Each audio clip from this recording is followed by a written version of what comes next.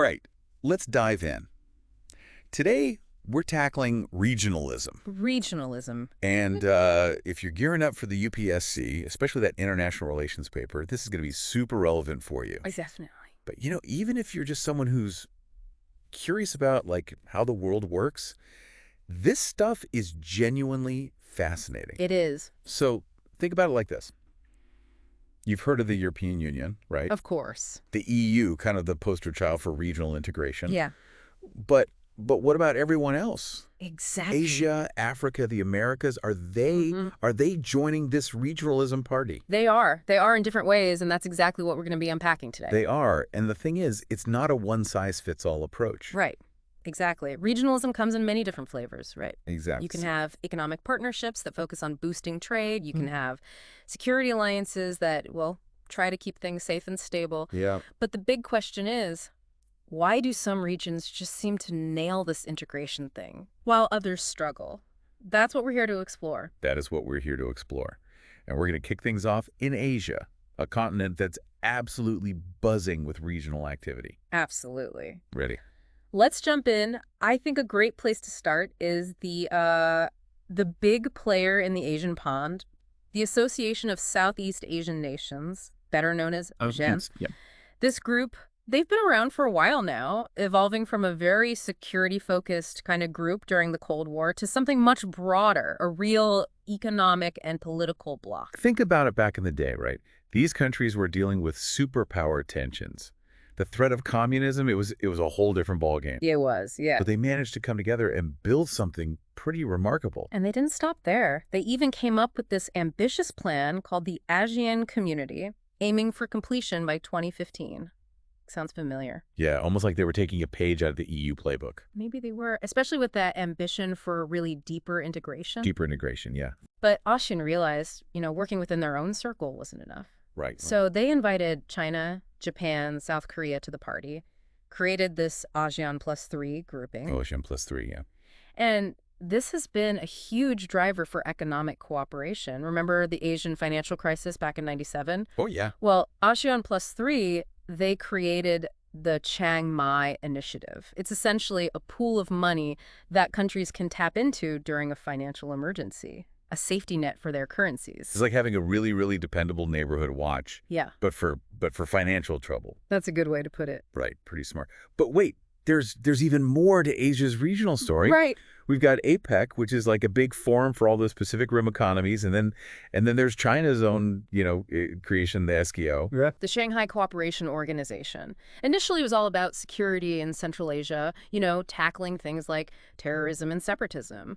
But over time, the SCO it's kind of broadened its horizons, venturing into economic and cultural cooperation. And, let's be real, some analysts see it as a way to counter U.S. influence in the region. It's all part of the geopolitical chess game, right? Absolutely. Okay, lots of moving pieces on that board. Yeah. But let's switch gears for a second. Okay. And head over to Africa. It's a continent facing, its share of challenges. For sure. But they're also deeply, deeply committed to regionalism as a way to overcome these hurdles. Right. And it's interesting.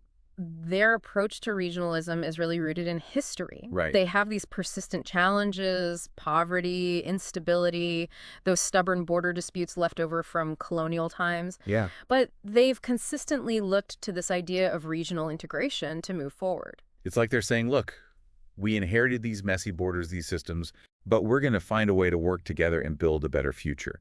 And you can see that reflected in the different regional groups that have emerged. Yeah, absolutely. Take the French West African Federation, for example. Mm-hmm. After independence, it kind of morphed into the West African Economic and Monetary Union. And then you've got the Southern African Customs Union, the world's oldest, dating back to 1910. Wow. Talk about standing the test of time. Right. But then you have the newer players, too, like SADC, the Southern African Development Community. And they're not just focused on trade, right? They want to tackle security concerns as a region. As a bloc, yep. And then there's the big one, the African Union, the AU. The AU, right. Replacing the older Organization of African Unity. Right. And the AU is all about this bolder vision for the continent. Right. Greater unity, greater integration. Yeah, it's interesting you say that because their structure actually reminds me a bit of the European Union. Makes you wonder, are they ultimately striving for a United States of Africa? It does make you wonder. It's a fascinating question. Well, yeah. But even with those aspirations, the AU has its work cut out. Oh, for sure. They face disagreements on economic policies.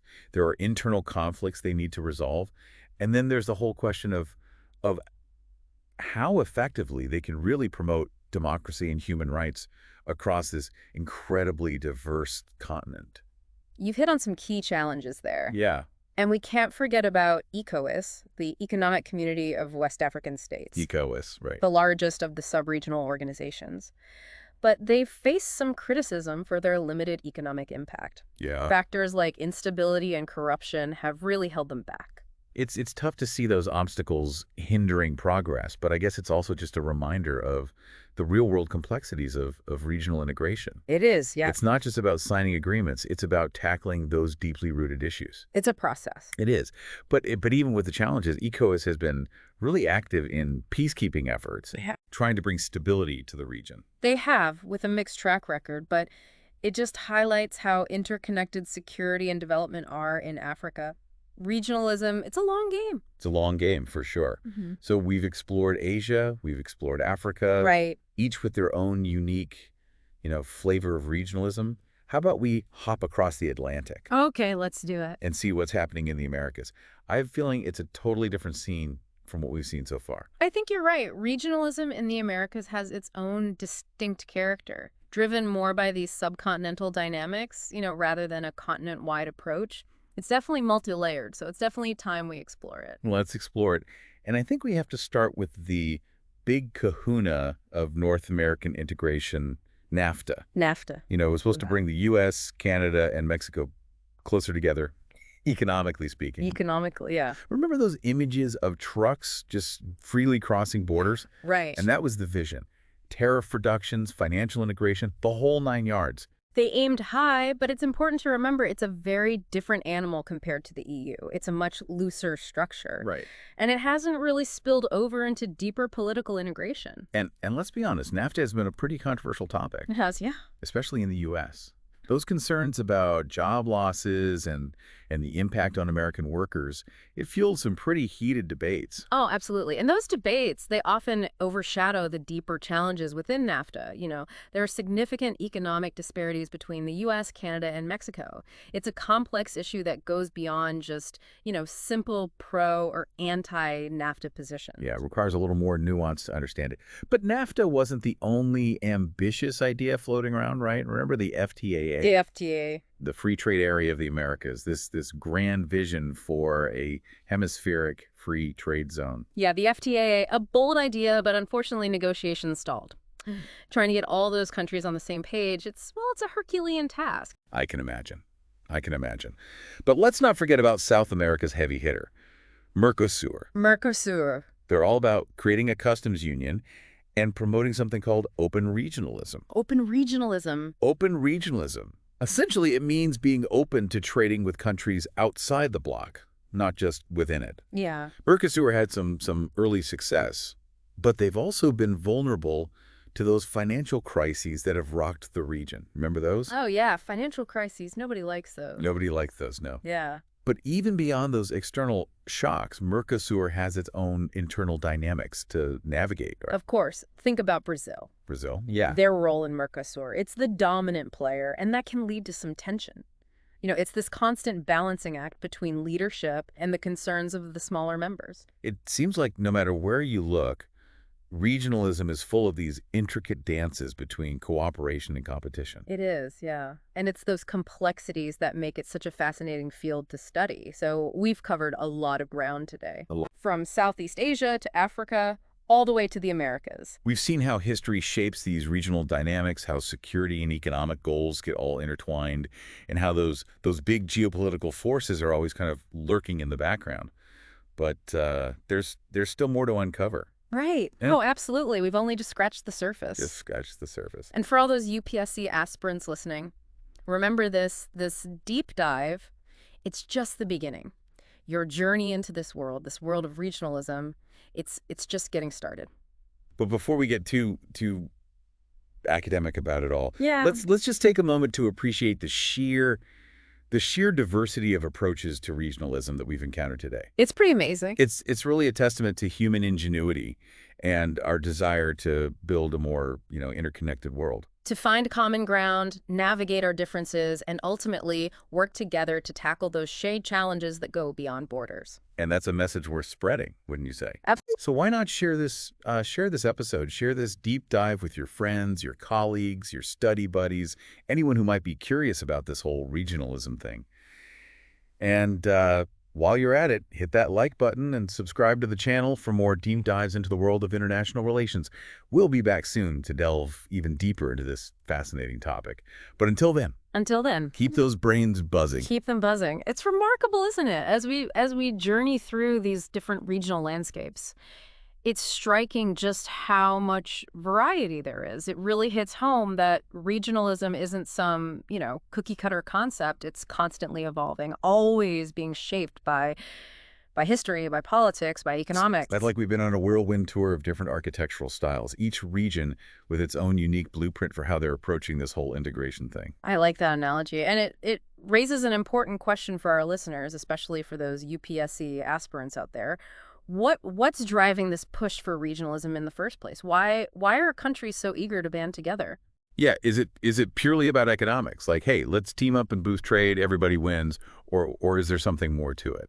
Economics is definitely a major factor. Imagine you're a small country trying to compete in this global marketplace. Right. By joining a regional bloc, you gain access to a larger market, you reduce those trade barriers, and you can attract more foreign investment. It's a way to punch above your weight, so to speak. Makes sense. Strength in numbers, right? Exactly. But I'm guessing it's not always smooth sailing. I mean, we saw how those economic disparities within NAFTA caused some serious friction. Oh, absolutely. Creating a level playing field within a regional bloc, it's a constant challenge. Yeah. You have countries at different stages of development, different economic strengths and weaknesses, and those differences can create tension. Remember when we were talking about Brazil's dominance within Mercosur? Oh, yeah, the big brother dynamic. Exactly. But economics isn't the only game in town, is it? I mean, we've seen how those security concerns can be a powerful motivator for regional cooperation. You're absolutely right. Think back to ASEAN's origins during the Cold War. Those countries, they weren't just worried about boosting trade. They were facing some real security threats. Regionalism became a way to enhance their collective security and deter those potential aggressors. It's like that old saying, the enemy of my enemy is my friend. Or in this case, the threat to my security is a reason to team up with my neighbors. And even today, groups like the SKO are focused on addressing those shared security challenges, right? Precisely. Terrorism, separatism, extremism, these are transnational threats. They require transnational solutions. Yeah. And regional blocs, they provide that platform for countries to share intelligence, to coordinate security operations, and to develop joint strategies. So we've got those economic incentives, we've got those security concerns kind of driving regionalism. But what about the political dimension? Is there a desire for deeper political cooperation, maybe even integration within these blocs? That's where things get really fascinating. It goes beyond those practical considerations like trade and security. It taps into this idea of shared values, common goals, even a sense of regional identity. Like the AU's vision for a more united Africa. Right. Or even the EU's journey towards an ever closer union, as they like to say. It does make you wonder, is this the ultimate goal of regionalism, to create these supranational entities that transcend traditional nation states? It's a question worth pondering, but as we've seen, that path towards deeper political integration, it's rarely a smooth one. Right. You've got national interests that often clash with those regional goals. Right. And then there's always that tension between ceding sovereignty and maintaining control. It's like walking a tightrope, trying to balance those competing forces. Speaking of tightropes, this whole idea of sovereignty is particularly interesting. When countries join these regional blocs, aren't they essentially giving up a little bit of their independence? That's the million-dollar question. And it's a dilemma that lies at the very heart of regionalism. Yeah. To what extent are countries willing to pool their sovereignty in pursuit of those shared goals? Where do they draw the line? Yeah, I imagine that line can get pretty blurry. It can. It's a constant negotiation, isn't it? Between national interests and regional aspirations. It is a constant negotiation. So we've got these different motivations for regionalism, right? Economic, security, political. Right. And we've got this whole sovereignty puzzle to grapple with. What else should we be thinking about as we try to make sense of this complex landscape? Well, one thing that keeps popping up in our discussion is the importance of history. History, yeah. You can't really grasp a region's approach to integration without understanding its past. It seems like those historical events create this ripple effect that continues to influence how countries interact with each other. Absolutely. And along with that historical context, we need to pay attention to the internal dynamics within these regional blocs. Who are the key players? Are there power imbalances? How do those internal dynamics actually shape the bloc's decision-making processes and its overall effectiveness? It's like trying to understand the inner workings of a family. That's a great way to put it. You know, who's calling the shots? Who gets along? Who's always causing trouble? Just like families, regional blocs have their own unique personalities, their own strengths and weaknesses, their own internal tensions. So to really understand a regional bloc, you need to look beyond those official agreements and structures. Yeah. You need to delve into its history, its internal dynamics, and how those factors shape its behavior on the world stage. Absolutely. But remember, it's not just about internal factors. We also need to consider those external forces that are shaping the evolution of regionalism. And one of the biggest forces out there is, of course, globalization. Globalization, that buzzword that's thrown around all the time. But how does it actually relate to regionalism? Are they competing forces, or are they somehow complementary? That's a great question, and it's one that scholars and policymakers have been debating for decades. Yeah. On the one hand, globalization creates this interconnected world where goods, capital, and ideas are flowing freely across borders.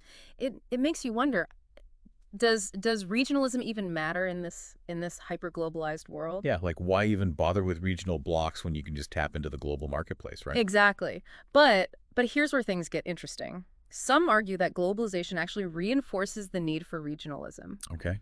Think about it. As the world becomes more interconnected, countries are also looking for ways to manage those flows of trade, investment, people. So it's like regionalism is a way for countries to regain some control in this seemingly chaotic globalized world. Exactly. It's about creating a more manageable space within that global system where countries can cooperate on issues like trade, regulation, migration.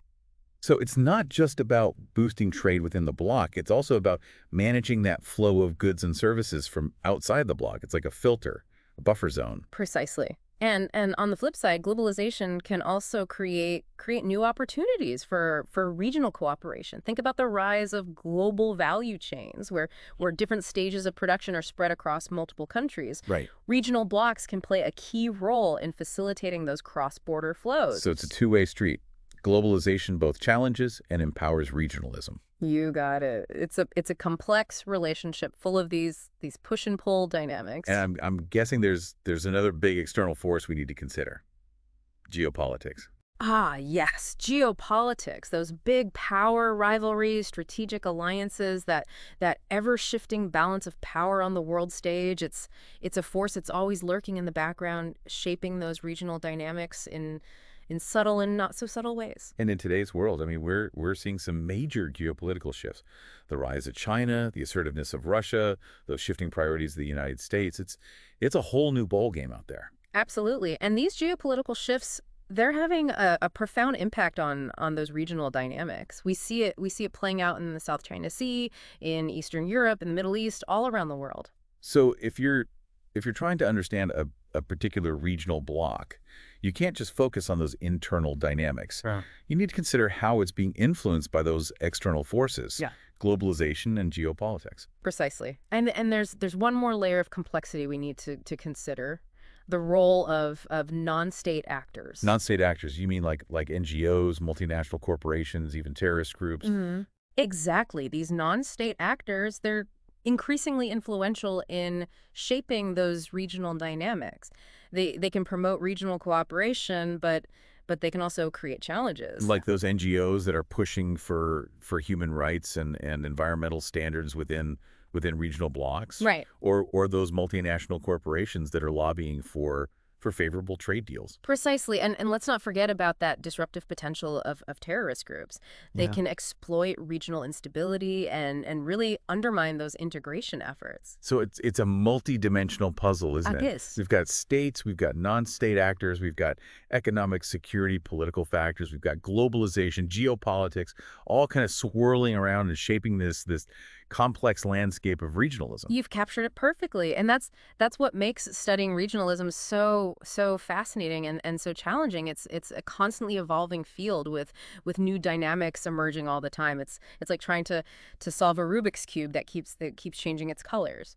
And it's a field that requires a truly interdisciplinary approach. Absolutely. You can't just look at it through the lens of economics or political science. You need to draw on insights from history, sociology, anthropology, even psychology. Absolutely. It's about connecting those dots, seeing that bigger picture and understanding how all these different forces are interacting to shape the world we live in. It almost feels like we need a whole new vocabulary, a whole new set of analytical tools to make sense of this complex world of regionalism. Perhaps we do, and that's why it's so important for us to keep learning, to keep asking those questions and to keep challenging those assumptions. Well said. And for our UPSC aspirants out there, this is a great reminder that international relations isn't just about memorizing those facts and figures. No. It's about developing a deep understanding of the forces that are shaping our world. Absolutely, and that understanding can only come from engaging with diverse perspectives, challenging that conventional wisdom, and being willing to think critically. So it's not just about acing those exams. It's about becoming a more informed and engaged citizen of the world. Precisely, and that's something we can all strive for. Now, I know we've covered a lot of conceptual ground, but let's not forget about those real world examples that bring these concepts to life. Right. We've touched on a few, but I think it's time we delved a little deeper into some specific regional blocks. Yes, let's get down to brass tacks. Yeah. And since we've been talking quite a bit about ASEAN, how about we start there? I think that's a great choice. ASEAN's it's a fascinating case study in regionalism. It is. With a rich history, those dynamic internal dynamics, and a pivotal role in that Asia-Pacific region. Plus, it's a hot topic for those UPSC exams. Yeah, absolutely. So let's rewind the clock and go back to the ASEAN's founding in 1967. What was the world like back then? What were the driving forces behind this regional initiative? Well, imagine a world on the brink. Okay. The Cold War was at its peak, with the U.S. and the Soviet Union locked in this global struggle for power and influence. Southeast Asia, in particular, was a powder keg caught in the crosshairs of this superpower rivalry. So it was a time of great uncertainty and instability, and in that context, 5 Southeast Asian nations decide to band together. Exactly. Indonesia, Malaysia, the Philippines, Singapore, and Thailand. They came together to form the Association of Southeast Asian Nations, ASEAN for short. ASEAN. Their goal, to promote regional stability and cooperation in the face of these external threats. But it wasn't just about security, right? Yeah. There were also economic motivations for coming together. Absolutely. Those 5 founding members, they recognized that they could achieve more by working together than by going it alone. They saw the potential for greater economic growth and prosperity through regional cooperation.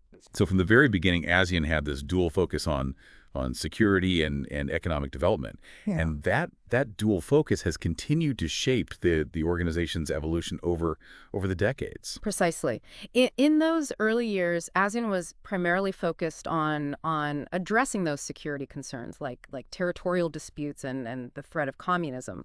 But as the Cold War began to thaw, ASEAN started to shift its attention toward economic cooperation. And that shift really gained momentum in the 1990s, right, with the creation of the ASEAN Free Trade Area, or AFTA. Exactly. AFTA was a landmark achievement for ASEAN, representing a major step towards regional economic integration. The goal was to gradually eliminate those tariffs and other trade barriers between member states, creating a larger and more integrated market. And that sounds a lot like what the EU was doing in Europe, right? Yeah. Creating that single market, breaking down those barriers to trade. The parallels are definitely there, and I think ASEAN was consciously looking to the EU as a model for regional integration. So ASEAN was inspired by the EU, but it also had its own unique characteristics. Yeah. What were some of the key differences between these two regional blocs? Well, for one thing, ASEAN has always been a much looser organization than the EU. There's no central bureaucracy, no supranational authority. Decision making is done through consensus with each member state having an equal voice. So it's a more decentralized and less binding approach to regionalism. Exactly. And that reflects the political realities of Southeast Asia, where national sovereignty is highly prized. ASEAN member states have always been wary of ceding too much power to a regional body. That makes sense. But despite its looser structure, ASEAN has achieved some pretty impressive things, hasn't it? Oh, absolutely. AFTA has been a major success, boosting trade and investment within the region, and ASEAN has also played a key role in promoting dialogue and cooperation on a wide range of issues, from security to human rights to environmental protection. So it's a pretty versatile organization tackling a broad range of challenges. And it's continued to evolve over time, right? Expanding its membership and deepening its integration. Indeed. Vietnam joined ASEAN in 1995, followed by Laos, Myanmar, and Cambodia in the late 1990s. This expansion brought new challenges, but it also strengthened ASEAN's position as a key player in that Asia-Pacific region. And then came the Asian financial crisis of 1997-98, which really tested ASEAN's resilience. That's right. The crisis exposed the vulnerabilities of the region's economies and highlighted the need for greater regional cooperation. ASEAN responded by strengthening its financial safety net. Remember that Chiang Mai initiative we talked about earlier. Right. And they also worked more closely with their regional partners, including China, Japan, and South Korea. So the crisis was a wake-up call, but it also spurred ASEAN to become even more proactive and engaged in regional affairs. Exactly. And that proactiveness has continued into the 21st century, with ASEAN taking on an increasingly prominent role in shaping that regional security architecture and in addressing those transnational challenges like climate change and terrorism. It's amazing to see how far ASEAN has come since its humble beginnings back in 1967. It really is. From a small group of nations focused on security cooperation, Mm-hmm. it's now a major player on the global stage, tackling a wide range of economic, political, and social issues. It's quite a success story. It really is. And it's a story that holds important lessons for other regions around the world that are grappling with the challenges and opportunities of globalization. Well said. But our exploration of ASEAN isn't over yet. No. We still need to delve into its relationship with China, which is a complex and fascinating story in its own right. Indeed. China's rise has had a profound impact on ASEAN, and it's a relationship that's full of both opportunities and challenges. Sounds like that relationship deserves its own deep dive. It does. But for now, let's give our listeners a moment to digest all this information. Yes, a little mental breather is always a good thing. We've covered a lot of ground today. We sure have. From those theoretical foundations of regionalism to the nuts and bolts of how these regional blocs operate. But don't worry, we're not done yet. We'll be back soon to explore those fascinating dynamics between ASEAN and a rising China. It's a topic full of intrigue, tension, and of course those major implications for the global order. So stay tuned for part 3 of our deep dive into regionalism. And until then, keep exploring, keep learning, and keep those brains buzzing. Okay, so we're back, ready to jump back into this whole ASEAN-China dynamic. Let's do it. Because, I mean, it's been a pretty fascinating journey so far. It has. Yeah. It really has. It's a relationship, that's been brewing for decades. Yeah. Full of these twists and turns, moments of cooperation, and let's be honest, a fair share of tension along the way. Tension for sure. And this is crucial for anyone who's trying to understand, like, the geopolitical landscape of Asia. Absolutely right? Crucial. Especially for those of you prepping for the UPSC. This is exam gold, folks. Yeah, this is the stuff you need to know. Because, I mean, how these two powerhouses navigate their shared neighborhood, it has major implications. It does. For the region, for the world, absolutely. Yeah, for the world. We're talking about, I mean, economic ties, security concerns, political maneuvering. It's a high-stakes game High stakes. with global consequences. So let's rewind the tape for a second. When did this whole ASEAN-China story really begin? Well, you might be surprised to hear that the roots of this relationship go all the way back to the Cold War. Oh, wow. Back then, China, they viewed ASEAN with a lot of suspicion. Yeah.